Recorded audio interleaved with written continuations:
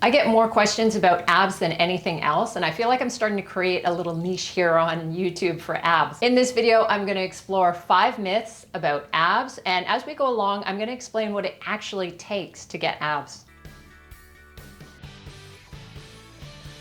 These are 5 common myths you might believe about abs, and the last one is the question that I get asked most often in the comments of my abs videos. The first myth is you need to train abs every day. Everyone wants quick results. Most people assume that if you do things more often, then you can speed those results along, but that's not always the case with exercise. Your muscles, and that includes your ab muscles, need time to rest, recover, and grow in order to get stronger and to build. You can't speed up the process by training every day or training several times a day. Although of course your total training volume for your abs is going to matter overall. I generally think 2 to 3 days a week is enough, although you could break it down and some days do rectus abdominis work like crunches. Other days you could do oblique work, and then you can also do some TVA work. I've got a lot of videos about the transversus abdominis because that's the inner abdominal muscle that often gets overlooked. In fact, you can train the TVA every day, pretty much if that's the only thing you're doing. The type of exercises you do for the TVA are quite gentle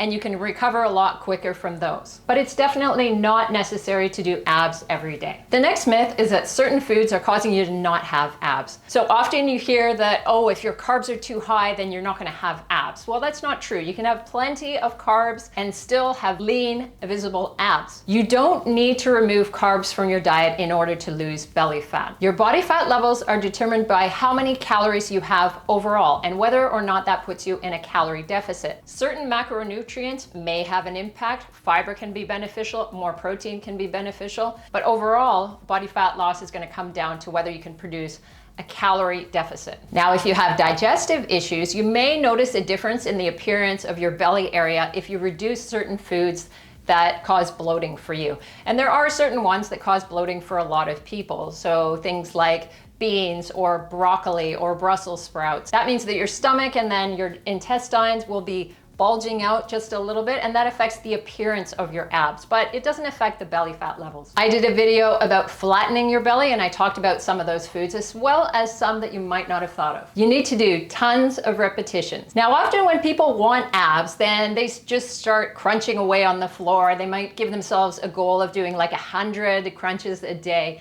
And this is quite pointless and in fact may lead to injury, particularly of the back, because of the imbalances that you're creating. Abs are a muscle like any other, and they're best trained for hypertrophy, which is muscle growth. Generally, we've said that hypertrophy occurs most in the 6 to 12 rep range, but recent research has shown that you can also have muscle growth outside of that range, but I still tend to set about 15 as the limit. And if you can do more than that, then you need to figure out a way of increasing the intensity of that exercise. So that could be by adding weight, and that means that you'll be able to do fewer repetitions again. For each abs exercise, you really don't need to do more than 3 sets of 15 repetitions. The next myth is that there is one best abs exercise. Now, there are different parts to the abs, as we talked about, the TVA, the innermost abs. There are certain exercises that target that area. Certain exercises target the rectus abdominis, your 6-pack muscle, and then of course you have your internal and external obliques on the sides. And different exercises will target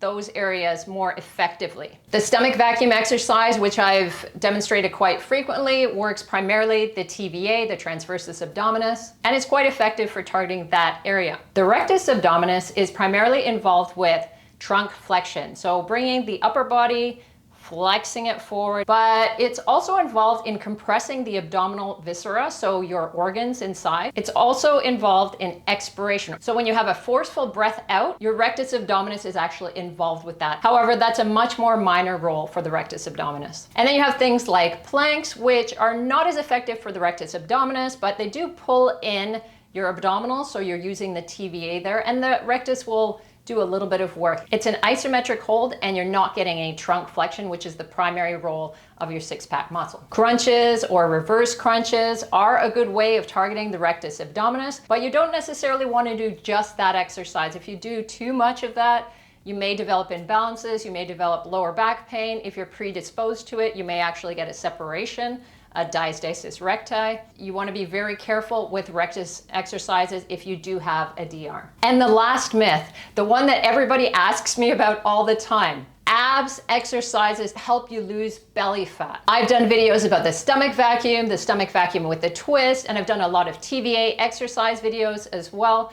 And people keep asking me in the comments, will this help me lose belly fat? No, unfortunately not. The best way to target your belly fat is to change your diet. But we've known for quite some time now that you can't spot reduce from a particular area. So doing tons of crunches isn't going to get rid of the belly fat in the area.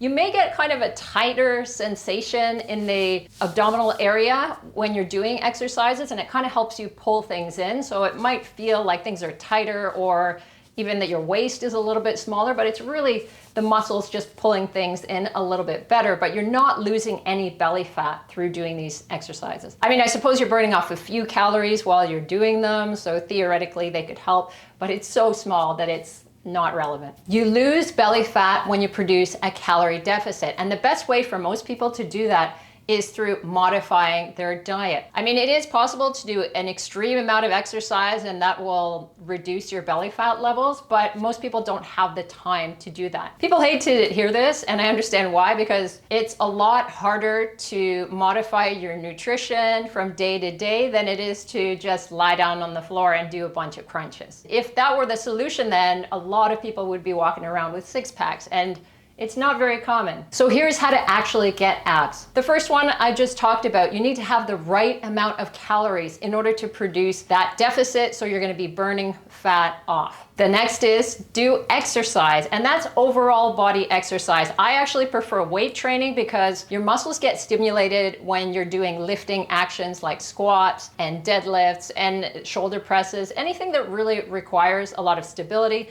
Your abdominal muscles are working during that time. Now, cardio can also play a bit of a role. It will help you burn off some calories, but keep in mind you need to do a considerable amount in order to lower your body fat levels that way. So I consider cardio optional and weight training more important because you're building overall muscle mass. It's quite rare to see someone who's very skinny and has very developed abdominals because it usually comes through a process of overall training and then dietary modification, a little bit of cardio. My abs have always looked their best when I've been doing more weight training and I've had more overall muscle. I take in the right amount of protein to make sure that I'm building muscle at that time. And then my abs muscles tend to grow at the same time my other muscles are growing as well. As a side note here, I want to talk a little bit about genetics because I think it's really important to understand that not everybody's abs are going to look the same no matter what you do.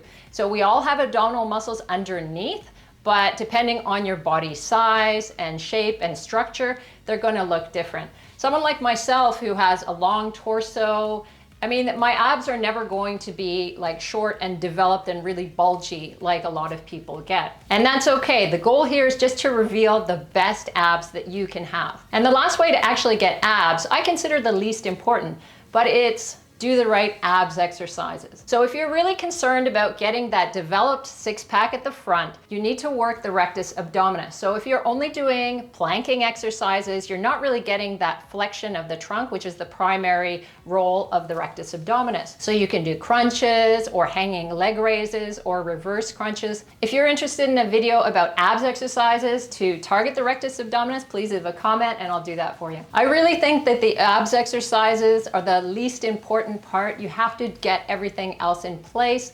Great abs are really the overall result of a lifestyle that includes strength training, a bit of cardio, physical activity, and eating right. And that's why they're so hard to get. There's no easy fix. If you appreciated me giving you the real facts about abs, please hit that like button and subscribe and hit the bell if you like my evidence-based vibe. I've also got lots of videos about reducing belly fat and abs exercises, so stick around and check them out.